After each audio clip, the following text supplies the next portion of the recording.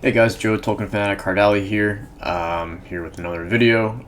Yesterday, obviously, as I'm sure pretty much any of you watching this video know, ESL took the long-awaited and, as I've said, inevitable step of unbanning all players accused of match fixing, most notably the ex-iBUYPOWER quartet of Dazed, Swag, Steel, and AZK. And there's been a lot of general excitement, people variously foaming at the mouth, either on the positive or negative side of this, and a lot of confusion from people in the community, some of the less educated people in the community who don't really know what this means, what this potentially could impact, and stuff like that. So I just want to take you guys through that and try to make it quick and digestible. So obviously you've got some new tech here with the screen sharing here. So here's ESL's statement. ESL has aligned with E6 recommendation. E6 is the Esports Integrity Coalition. They are a organization that is loosely affiliated with ESL. You can see here that Anna, who's director of communications at ESL, used to handle the press rooms at ESL events. She's involved. Also, Bryce Blum, esports law, just got married. Congratulations to him. Shout out to him. He's involved. You have this anti-doping lady.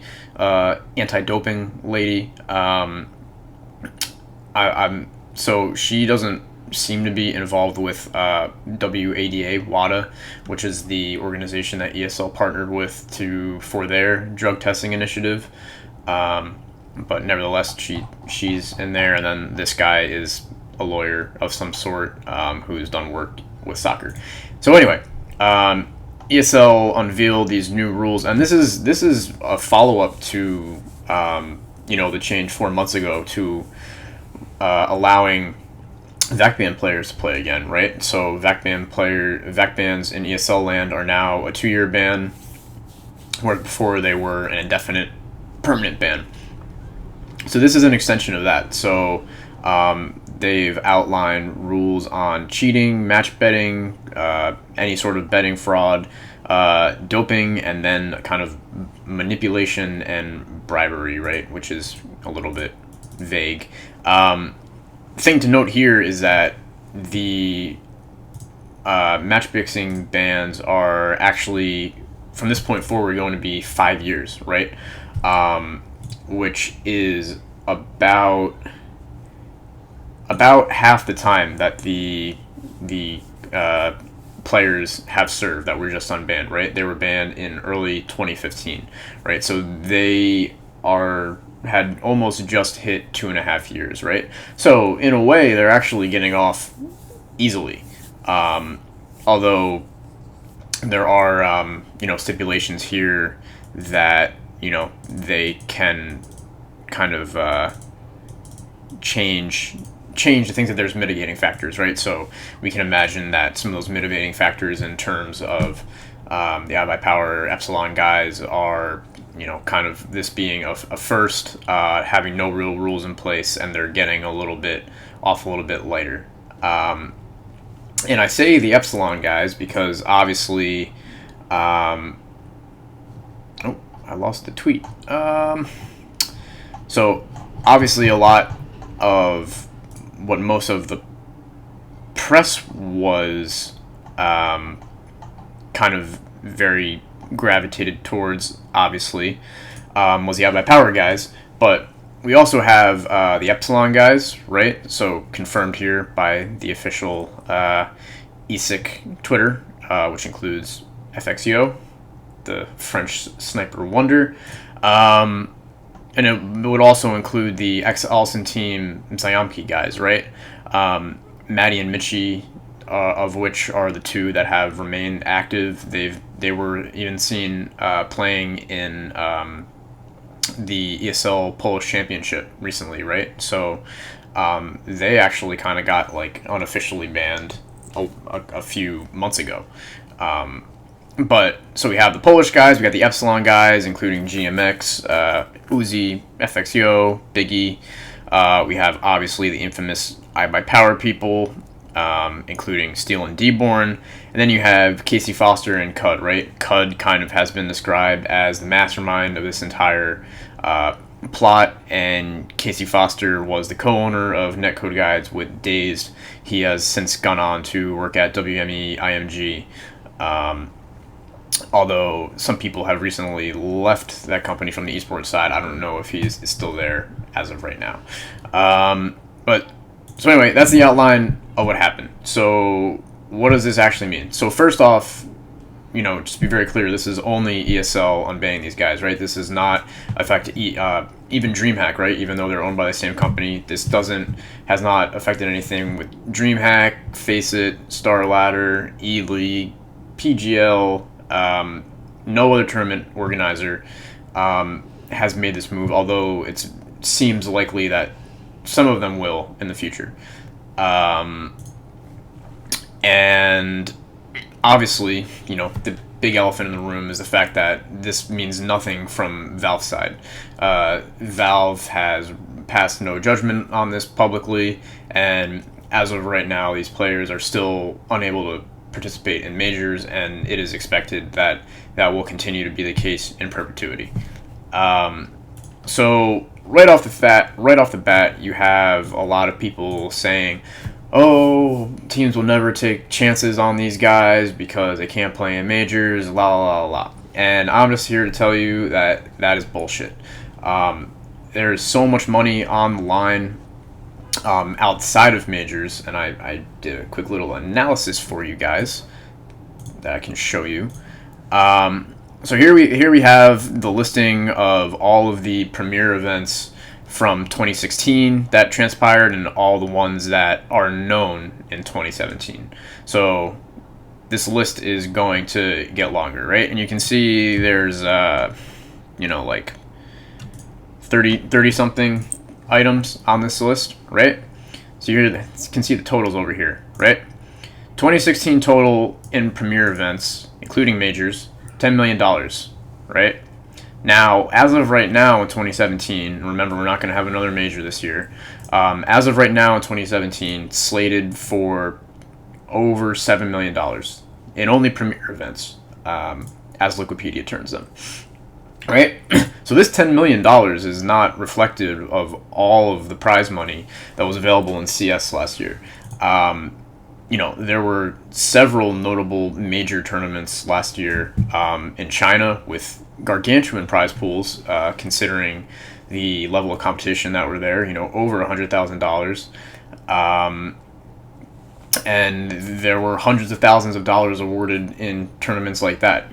All those $10,000 to $20,000 up to $50,000 events throughout the year, it really adds up over 12 months, right? 52 weekends of play and then online play.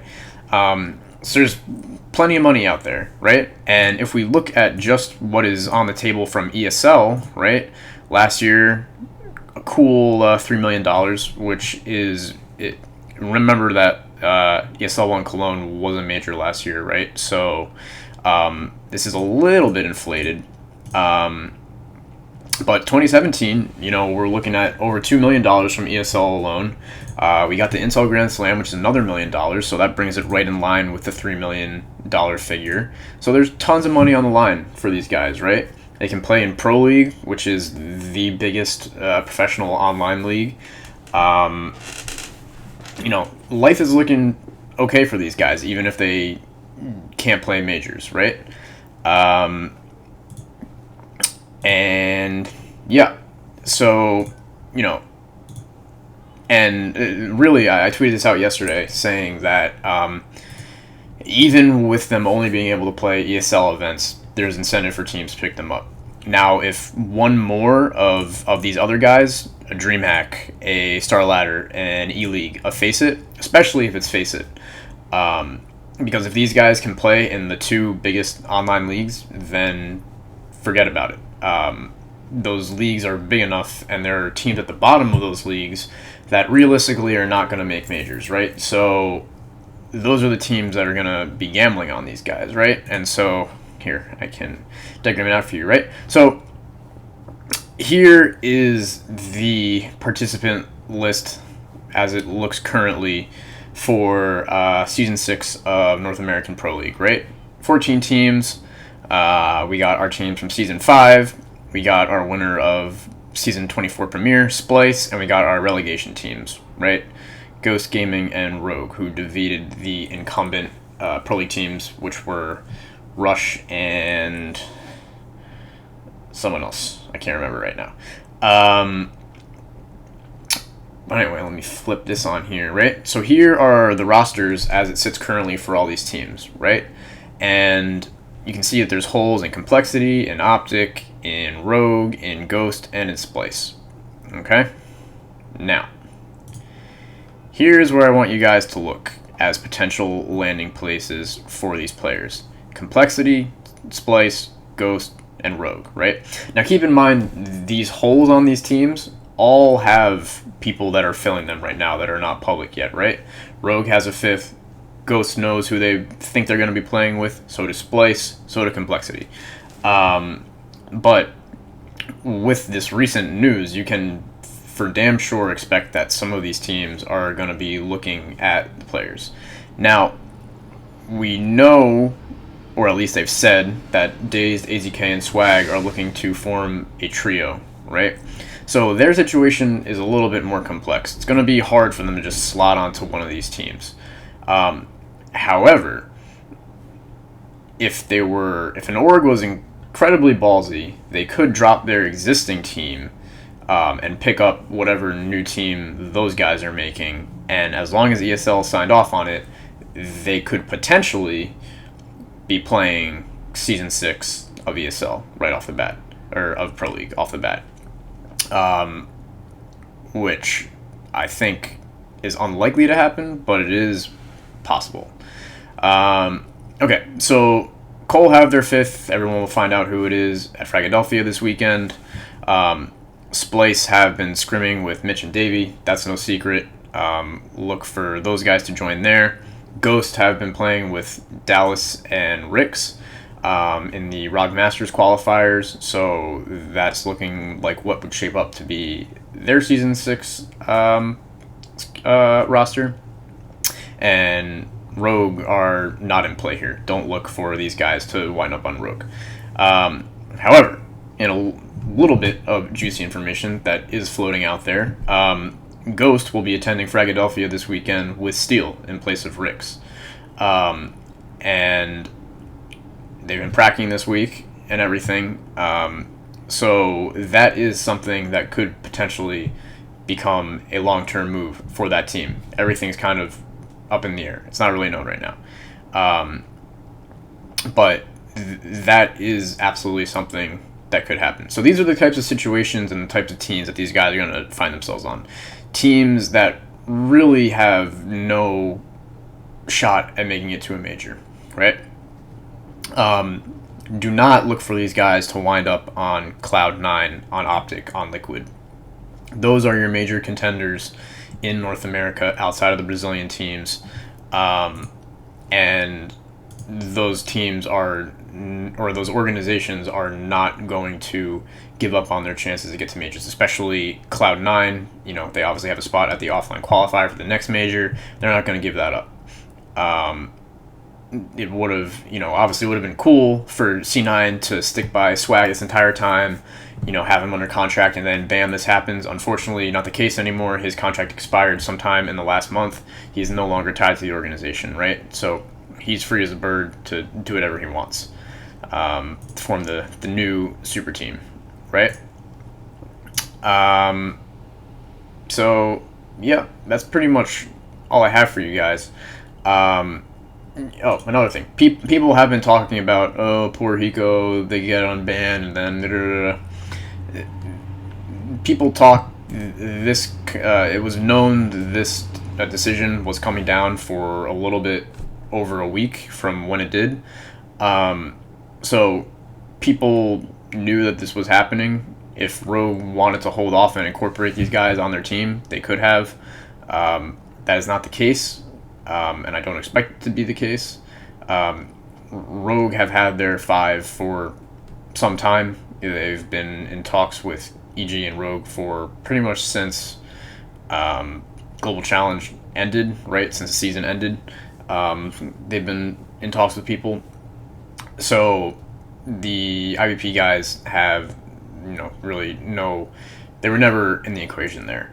Another interesting thing is that Daze, has been streaming throughout some of this, and, that's where we heard about the package with him swagging AZK. He also said that FXO, the French operator, reached out to him, and they might look to team up. So it might be just an entire team of match fixing players, which kind of makes sense because at least everyone is on the same page of what they can't play and what they can't play, and there can't be any animosity on those grounds with each other. And if that's able to happen, then all they would need would be a solid fifth. And that could come in the form of, not Steel. We know that there's animosity between Steel and Daze, so that's not going to happen. That could come in the form of Biggie, of Uzi. It could come in the form of kind of a pro on the downturn who's kind of on the outs right now, like perhaps a Freakazoid right now. Who really knows? Another thing, I've seen people talking about Biggie replacing Maniac on Epsilon. That's never going to happen. Biggie wasn't that sick of a player back then, and I doubt that he's improved over his 2.5 year ban.